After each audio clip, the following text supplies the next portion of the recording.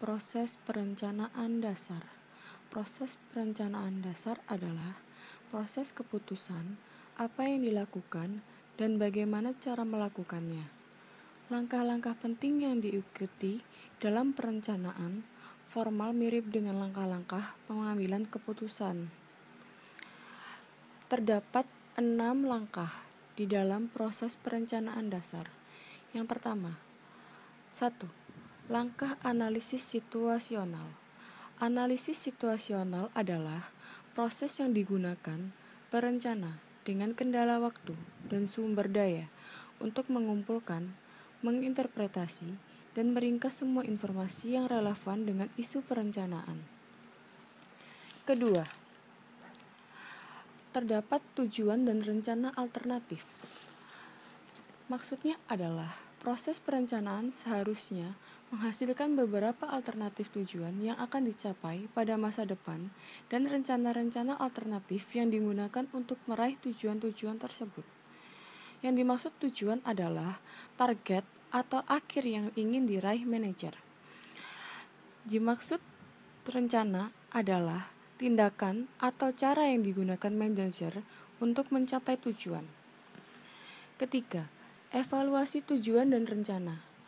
Manajer akan mengevaluasi keuntungan, kerugian, dan efek potensial setiap tujuan serta rencana alternatif. Langkah keempat, pemilihan tujuan dan rencana. Ketika manajer telah mengevaluasi berbagai tujuan dan rencana, mereka akan memilih satu yang paling tepat dan layak. Langkah kelima, implementasi. Ketika manajer sudah memilih tujuan dan rencana, mereka harus melaksanakan rencana tersebut untuk mencapai tujuan. Dan langkah yang terakhir, langkah keenam, pemonitoran dan pengendalian. Meskipun terkadang diabaikan, langkah keenam dari proses perencanaan formal, pemonitoran dan pengendalian adalah sangatlah penting. Level perencanaan. Level perencanaan terdiri atas 3, yaitu pertama, perencanaan strategis. Yang dimaksud dengan perencanaan strategis adalah serangkaian prosedur untuk pengambilan keputusan tentang tujuan dan strategi jangka panjang organisasi. Kedua, perencanaan taktis. Perencanaan taktis ialah serangkaian prosedur untuk menerjemahkan tujuan dan rencana strategis yang luas ke dalam tujuan dan rencana spesifik yang relevan untuk berbagai bagian organisasi, seperti area fungsional pemasaran. Ketiga, perencanaan operasional. Perencanaan operasional adalah proses mengidentifikasi prosedur dan proses spesifik yang dibutuhkan level terendah dalam organisasi. Menghubungkan perencanaan, strategis, operasional, taktis. Agar efektif, tujuan dan rencana strategis, taktis, dan operasional organisasi harus saling terhubung, yaitu mereka harus konsisten, saling mendukung satu sama lain, dan fokus pada pencapaian tujuan dan arah umum. Whole Foods Market sebagai contoh, menghubungkan rencana taktis dan operasional secara langsung dengan perencanaan strategis. Perusahaan menggambarkannya di situs web sebagai misi yang mengendalikan perusahaan untuk merancang standar yang sempurna untuk penjualan makanan. Perusahaan mengukur kesuksesan dengan memenuhi visinya, kepuasan konsumen, kesempurnaan, dan kebahagiaan anggota tim, pengembalian dalam modal investasi, peningkatan lingkungan, dukungan komunitas, lokal, dan terbesar. Tujuan strategis Whole Foods adalah untuk menjual produk berkualitas tinggi dan juga menawarkan nilai tinggi bagi konsumen kami. Tujuan operasional fokus pada komposisi, kesegaran, rasa, nilai nutrisi, keamanan, dan penampilan yang memenuhi atau melebihi harapan konsumen, termasuk menjamin kepuasan produknya. Tujuan taktisnya termasuk lingkungan toko yang menarik, menyenangkan, unik, informal, nyaman, atraktif, mengayomi, dan mendidik, serta aman dan menyediakan lingkungan kerja bagi karyawannya. Salah satu metode untuk menghubungkan strategi organisasional dan tujuan operasional adalah Peta strategi.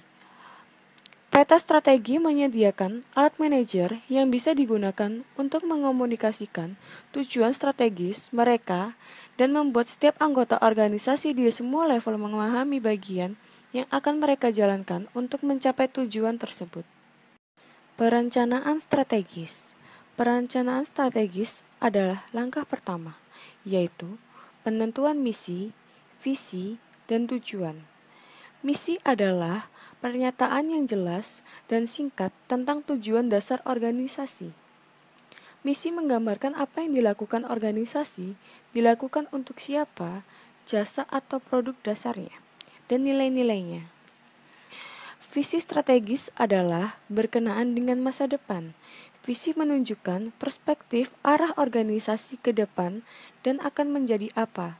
Idealnya, pernyataan visi mengklarifikasi arah jangka panjang perusahaan dan maksud strateginya.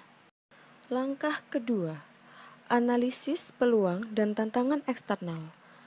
Pemegang kepentingan atau stakeholders adalah kelompok dan individu yang memengaruhi dan dipengaruhi oleh pencapaian misi, tujuan, dan strategi organisasi. Terdapat beberapa macam analisis.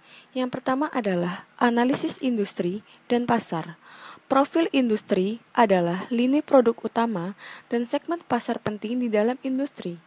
Pertumbuhan industri, tingkat pertumbuhan untuk seluruh industri, tingkat pertumbuhan untuk segmen pasar penting, perubahan proyeksi dalam pola pertumbuhan, dan penentu pertumbuhan. Ketiga, kekuatan industri adalah ancaman pendatang baru, ancaman produk substitusi. Kedua, analisis pesaing. Profil pesaing adalah pesaing utama dan pasang pasarnya.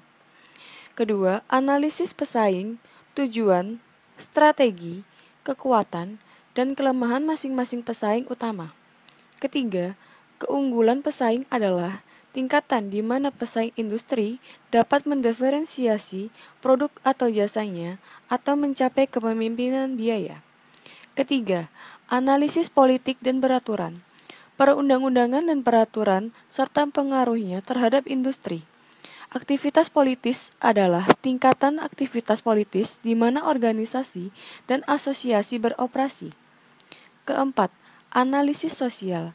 Permasalahan sosial adalah isu sosial terkini dan potensial serta pengaruhnya terhadap industri. Kelompok kepentingan sosial adalah aktivis, konsumen, lingkungan dan kelompok sejenisnya yang berusaha memengaruhi industri. Kelima, analisis sumber daya manusia. Isu buruh adalah kebutuhan buruh, kekurangan, peluang, dan masalah dalam menghadapi industri. Keenam, analisis ekonomi makro. Kondisi ekonomi makro adalah faktor-faktor ekonomi yang memengaruhi penawaran, permintaan, pertumbuhan, persaingan, dan profitabilitas di dalam industri.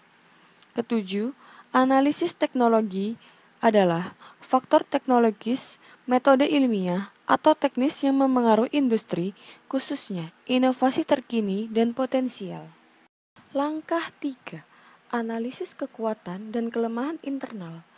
Terdapat 5 macam analisis di langkah ketiga, yaitu analisis keuangan. Analisis keuangan adalah menilai kekuatan dan kelemahan finansial melalui laporan keuangan, seperti neraca dan laporan laba rugi serta membandingkannya dengan tren masa lalu dan di industri. Kedua, audit pemasaran.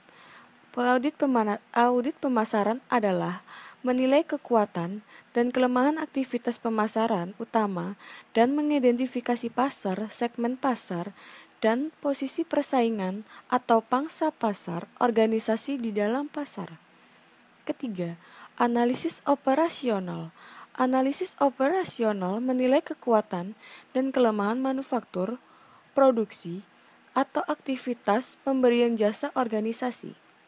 Keempat, analisis sumber daya internal lainnya adalah menilai sesuai dengan kebutuhan, kekuatan, dan kelemahan aktivitas organisasional lain seperti riset dan pengembangan atau produk dan proses, sistem informasi manajemen, permesinan, dan pembelian.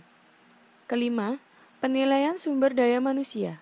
Penilaian sumber daya manusia adalah menilai kekuatan dan kelemahan semua level manajemen dan karyawan dan fokus pada aktivitas sumber daya manusia utama, termasuk rekrutmen, seleksi, penempatan, pelatihan, hubungan serikat buruh, kompensasi, promosi, penilaian, kualitas kehidupan, dan perencanaan sumber daya manusia.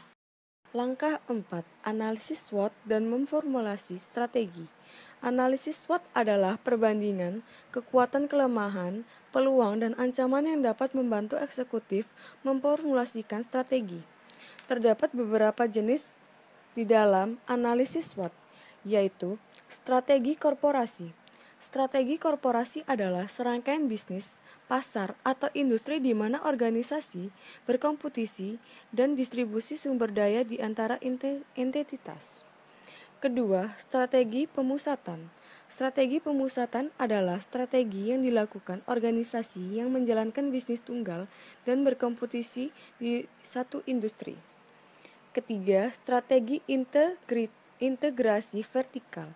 Integrasi vertikal adalah akuisisi atau pengembangan bisnis baru yang menghasilkan bagian atau komponen produk organisasi.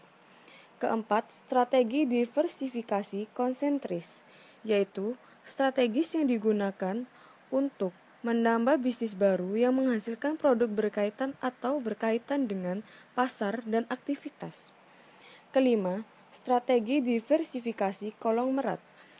Yang dimaksud yaitu strategi yang digunakan untuk menambah bisnis baru yang menghasilkan produk tidak berkaitan atau tidak berkaitan dengan pasar dan aktivitas. Keenam, strategi biaya rendah. Strategi biaya rendah adalah strategi yang digunakan organisasi untuk membangun keunggulan, bersaing dengan menjadi efisien, dan menawarkan produk standar. Ketujuh, strategi diferensiasi. Strategi diferensiasi adalah strategi yang digunakan organisasi untuk membangun keunggulan, bersaing dengan menjadi unik di dalam industri atau segmen pasar. Langkah kelima, yaitu implementasi strategi. Implementasi strategi terdapat 4 langkah. Yang pertama, langkah mendefinisikan tugas strategis, yaitu artikulasikan dengan bahasa yang sederhana apa yang akan dilakukan oleh bisnis untuk menciptakan atau mempertahankan keunggulan bersaing. Mendefinisikan tugas strategis untuk membantu karyawan memahami bagaimana mereka berkontribusi pada organisasi, termasuk di dalamnya meredefinisi kembali hubungan di antara bagian organisasi. Kedua, menilai kapabilitas organisasi. Evaluasi kemampuan organisasi untuk mengimplementasikan tugas strategis. Sebuah gugus tugas atau task force biasanya mewawancarai karyawan dan manajer untuk mengidentifikasi permasalahan spesifik yang dapat membantu atau menghalangi implementasi efektif. Kemudian, hasilnya diringkas untuk manajemen puncak. Dalam rangkaian karir Anda, biasanya Anda akan meminta untuk berpartisipasi dalam gugus tugas. Langkah ketiga, mengembangkan sebuah agenda implementasi. Manajemen memutuskan bagaimana implementasi akan berubah aktivitas dan prosedurnya. Seberapa penting kesalingtergantungan yang akan dikelola, keterampilan dan individu apa yang dibutuhkan pada peran-peran kunci, dan struktur, ukuran, informasi, dan imbalan apa yang mungkin dapat mendukung perilaku yang dibutuhkan. Langkah keempat, menciptakan rencana implementasi. Tim manajemen, puncak, karyawan, gugus tugas, dan lainnya mengembangkan rencana implementasi. Tim manajemen atas kemudian memonitor kemajuannya. Karyawan gugus tugas melanjutkan kerjanya dengan memberikan umpan balik tentang bagaimana respon terhadap perubahan. Langkah keenam, pengendalian strategis. Pengendalian strategis adalah sebuah sistem yang didesain untuk mendukung manajer dalam mengevaluasi kemajuan organisasi berkaitan dengan strategi. Ketika ada diskrepansi, perlu adanya tindakan perbaikan.